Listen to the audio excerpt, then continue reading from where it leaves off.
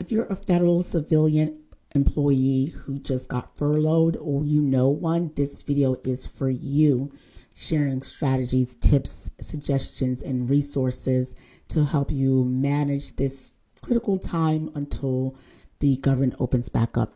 Now, the first thing you should do, let's talk about money and resources. Whether it's your local or state, there are some options, and also private and nonprofit organizations are helping you with things like some basic necessities, support with paying utilities and other bills. And also there's some that are offering low interest loans. So I'm going to put a link, if you're watching this on YouTube. If not, go to my YouTube channel, where I'll put a link in the description box to resources that are available to you and for you specifically. And it's from organizations and entities that are trusted, that have done this during previous government shutdowns. So you can usually support them, and you can also find them credible. Otherwise, look out for some in your state, but anything that you get unsolicited, make sure you double check the source, because there are a lot of frauds and scams out there.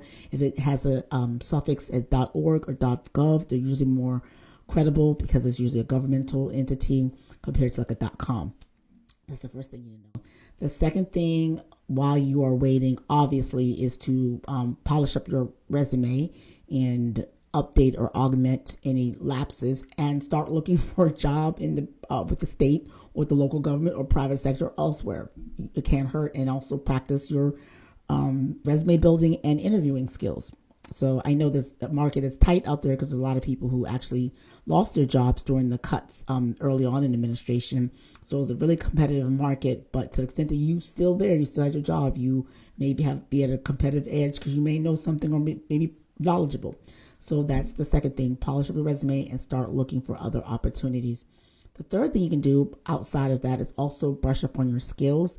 If there are any online certifications you've been meaning to get, or even in-person courses, go ahead and take them now. You never know when it's going to start, especially the online ones. If they have evening or weekends, you may be able to continue them even after the government comes back open, and those certifications may even help you with your job when you get back. So that's the 13th thing to do, is take any certifications or advanced training or continuing education programs that are out there that you haven't taken advantage of.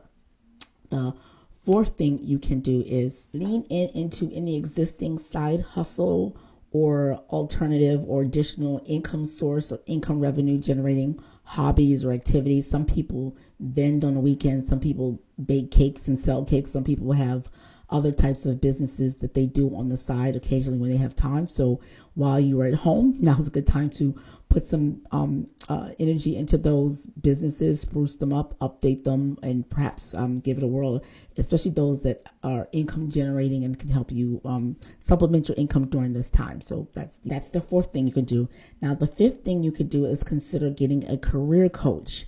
I have a friend, I'll put a link down to hers, who is a career coach for federal workers and federal civilian employees. And I've had a career coach in the past, and what they do is they potentially do assessment tests, personality tests, and they help you decide what career, if you want to pivot, and they help you understand whether you want to stay put, whether you want to pivot, whether there are any transferable skills that you can use in another venture or another segment of your current existing job category or another one. So that's the only those are the options. So that's really good. So that's the fifth thing.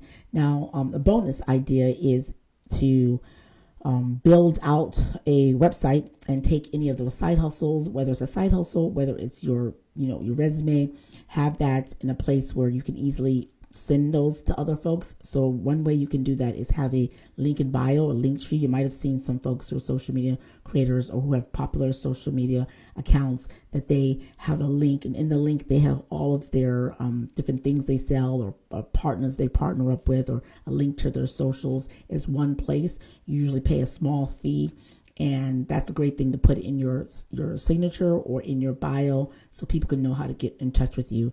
Now, the thing with those is they are owned by other people and you're paying a fee. If you can afford it, it's probably to pay that fee, you might as well get a domain with your own name.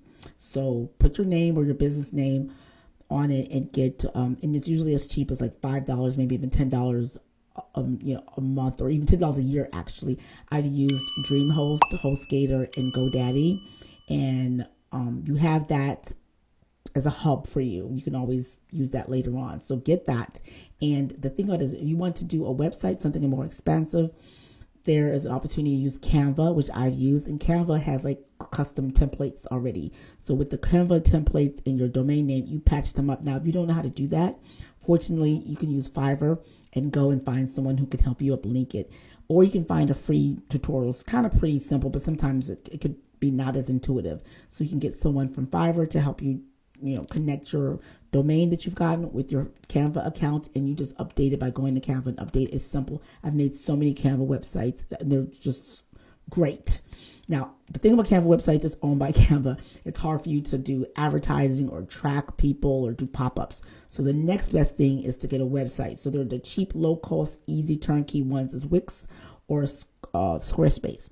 Easiest ones. A lot of more professional, polished ones, companies use either WordPress, or if you're selling a merchant shop or something, print on demand, you can use Shopify and create a Shopify store. I'll put a link to Shopify. It's pretty intuitive. It's easy to use. It's usually like $35 a month, and you can either connect a print on demand shirt with that, and you're good to go. And there's something you can sell, especially if you sell on the weekends. It's a great way, if you sell on the weekends, to also reach other audiences by having a Shopify store. So I'll put a link to a Shopify store if you're thinking about selling merch or something, or WordPress.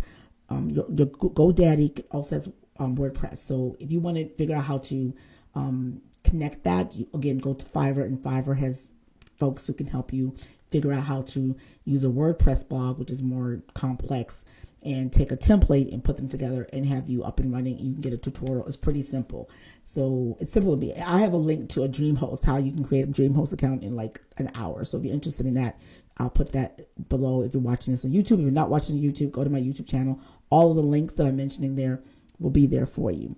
So a homepage, an online homepage, allows you to capture emails from people who come to your site, and that way you can reach out to them. That's also, if you ever get an advertiser or a person who can help you do ads and social media, having your own domain allows you to track them. You can have a tracker and be able to follow up. And it's a little bit more complicated than I need to, but those are just the more advanced stages. If after your hustle, or you realize, okay, maybe I want to have a more permanent home, or I want to take this seriously, or it's taking off, that's your next step, is to do that. You can also get a phone number separate from your own phone number through Google Phone. So Google Voice is still a thing. You get a free phone as long as you use it, so you don't have to have people calling your house.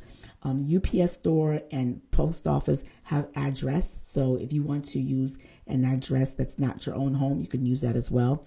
If you're going to be operating this business in your home as a lawyer, I recommend you get either create an LLC out of it and go to US Legals. I'll put a link down before, show you how to get the forms for LLC. Alternatively, if you don't want to get an LLC, you can just get a rider onto your renter's insurance or your homeowner's insurance to cover your business, the liability in case something happens and you get sued. Instead of it coming out your personal assets, your insurance policy may take care of that. Preferably, it's great to get a limited liability company or create an S corp or something like that to insulate your personal assets, your personal things from your business. So that's another alternative. I'll put a link to USA Legal if you're watching this and you're from America, which has lots of forms, and you just get one, you fill it out, it's turnkey, turn it in. Simple. Now, so those are some of the things you can do if you're furloughed and you're looking to, enhance your skills or build upon a hobby or branch off or do something else, and go for it. God bless. I hope all things works out, and we're praying for you and hoping for the best. And a lot of big businesses, a lot of people they took off and did lots of different things from the past recessions, from past furloughs. So you just never know what can happen. But so we're hanging there. We'll get through it. JJ Legal, each one teach one. Share this video with someone else you think might benefit from it.